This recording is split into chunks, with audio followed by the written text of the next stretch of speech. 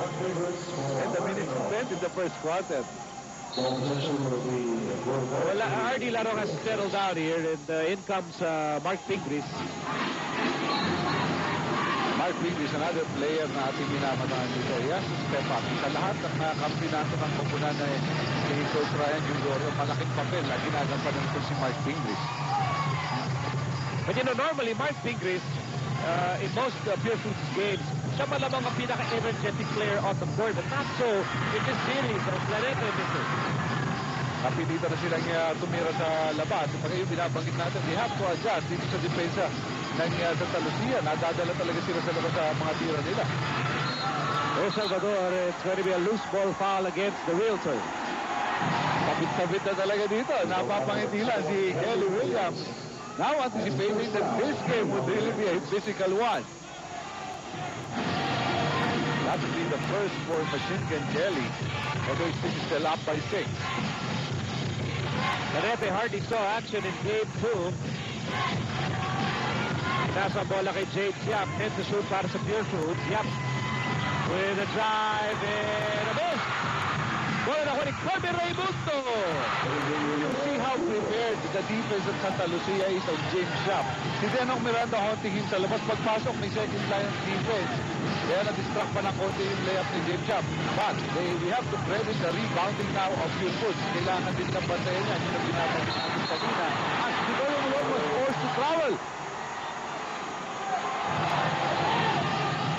So Malone caught dancing to the wrong song, and with 8 and 10 to go, the opening quarter, Pure Foods gusto makalapit sa larong ito.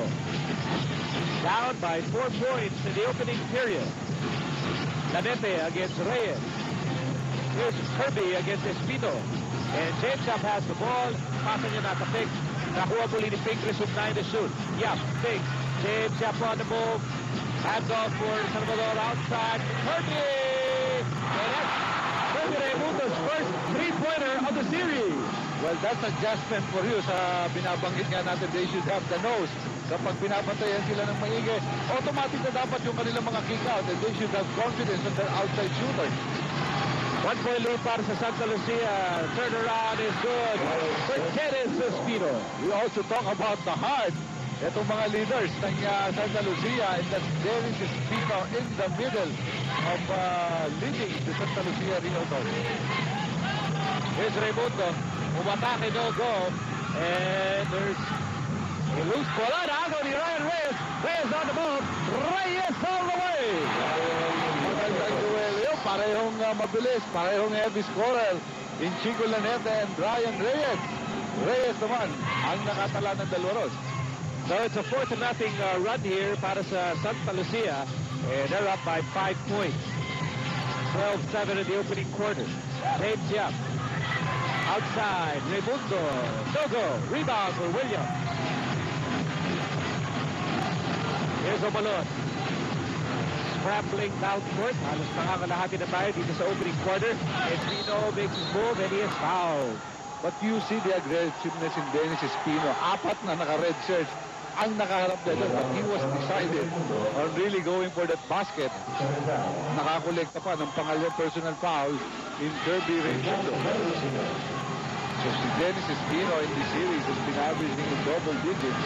At dito, mukhang yun din ang kanyang plano. Communication would be a key dito sa kupunan ng Pure Foods. Especially in trying to overcome the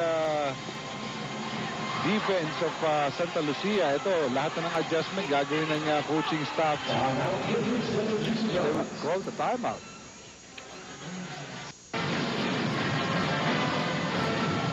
Kami po ay nagagalak na makasalo kayong lahat ngayong Miyerkules ng gabi para sa ikatlong laro ng ating serye sa pagitan ng Pure Foods at Santa Lucia. In the meantime, a foul is called on veteran Dennis Espino, kanyang pangalawa. At yan po ang pang-apat laban sa Santa Lucia. Marlo Aquino is now in the game for the Realtors for the first time. Oo, kanyang pinalitan ay si Ryan Reyes. So di hamak na talagang pinatangkad si Coach Boyen ang kanilang lineup dito. Second violation. We're talking off the air kanina. We're talking about itong gigil nitong mga taga Pure Foods. At mukhang pumapasok na talaga sa mga kokote nila. Itong kailangan nilang humabol. Oh, speaking of Pure Foods, here's a report from the Giants bench mula kay Paulo Trillo. Yes, Mego, kanina nung nakausap ko yung mga Pure Foods players noong kanilang shoot-around, mukhang mataas ang moral ng team. Ang sabi nila, they've been in this situation before, down 0-2. Kahit hindi sila lumalamang dito sa first quarter, mukhang cool na cool pa rin sila. Maganda yung sinabi dito ni Mark Pingris. Ang sabi niya, kailangan daw nila ibalik ang sigla at ang saya kapag naglalaro daw sila ng basketball. Another thing na sinabi niya daw, Coach Ryan Gregorio motivated his players. Ang sabi sa kanila, relax lang kayo, let's just play basketball. Hindi pa naman down sila 0-4, 0-2 pa lang. Well, that's true. There's a tendency for teams to be a little tight, no? Given the situation of Pure Foods. In the meantime, Marlo Aquino will miss. Papigan ang bola. Marlo got it, and the action has been ferocious inside. Oo, pero makikita mo, nakikipagsabayan si Denong Miranda sa mga malalaki ron. At si Marlo Aquino, ang pinakamatangkad. Siya pa ang nahuli ng foul, tinaga ang kanyang kalaban sa rebounding doon. That would be the first for Marlo Aquino. Well, meantime, probably a good sign here for Pure Foods. Kirby Raimundo, nakakadalawang TF, tres na sa larong ito. His first three-point conversion of the entire series. Binabanggit nga natin yung sinabi ni Paolo. Ibalik daw yung saya. Eto, sumasaya na ang 3-point shooting ng mga taga Pure Foods. Although that one is just a long two. Under 5 minutes to go in the opening period at naghahabol pa rin ng Pure Foods dito. That by just two. Wala ngayon na kay Marlo. The skyscraper against the General. And Marlo has nowhere to go. Pinasa kay Omolon with 6 to shoot. Omolon loses the ball. Picked up by Dennis Daa. Daa inside and he will miss. And there's a rebound by Kelly Williams. Loose ball foul against Santa Lucia. Tingnan natin that time. I think that foul would be on Kelly Williams. On both occasions, parehong nanggulang. Yung mga rebounders ng Santa Lucia that time.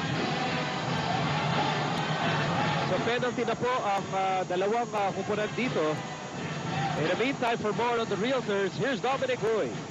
Itong Santa Lucia Realtors, kahit nalamang sila ng 2-0, hindi pa rin sila kampante, sabi ni Coach Boyet Fernandez. Kilala ko itong mga player ng Pure Foods at mas lalo kong kilala itong si Coach Ryan Gregorio. They will not give up. Sabi niya, pag manalo kami ngayon, magiging 3-0 kami. Doon kami pwede na sigurong medyo maging kampante. Pero sabi nga niya, nagmahirap na sila talunin ng 4 na sunod. But he said, very important, manalo sila in today's game. That is one step to the championship left para sa Santa Lucia Realtors. Migo? Well, that is also true because if Santa Lucia allows Pure Foods to win tonight, then we have a series 2-1. Correct. At hindi lang yun. Dahil Pure Foods ang nakagawa nun. At medyo titingin ka na sa likod mo. Dahil 2 beses nang nagawa ng Pure Foods dito sa ligang ito. Rebound para kay Adugol. Just a 1-point lead for the Realtors sa Makapwid. Pure Foods gunning for the lead here. Kirby Raimundo's handoff na agaw. Here comes Ryan Reyes. Reyes on the move. The rookie goes to Joseph Yo and the Ninja will miss but there's a foul. Alam mo, itong si Joseph Yo, bagong bunot ni Coach Boyet Fernandez. Automatic ka po na kagad sa takbuhan. Sumabay na agad kay Ryan Reyes that time. Nakakuha man ang foul mula kay PJ Simon. So sa free throw line kukunin ni Joseph Yo ang kanyang mga unang puntos dito sa laban na ito. We also saw ang maagang pagpasok ni Marlo Aquino and Dennis Daa. So somehow ay nagkakakumpiyansa ang Coach Boyet Fernandez dito sa kanilang first quarter. As you see the numbers of positions in the finals. That was his production back in Game 2 and Joseph Yo, not a stranger to high-pressure basketball.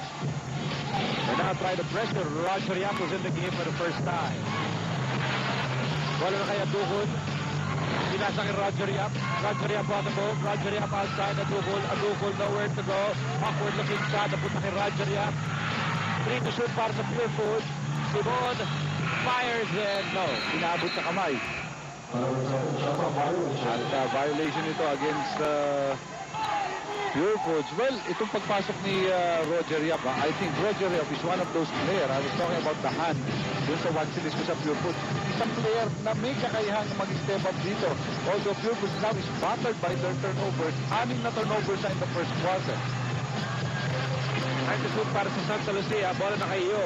Joseph Yo on the move. He spins. He fires. Oh! Magical shot by Joseph Yo. Although ordinaryo tira niya kay Joseph Yo. Talagang sa taas ng talo nito. Lahat nagagawa niya si Ere, especially in this final.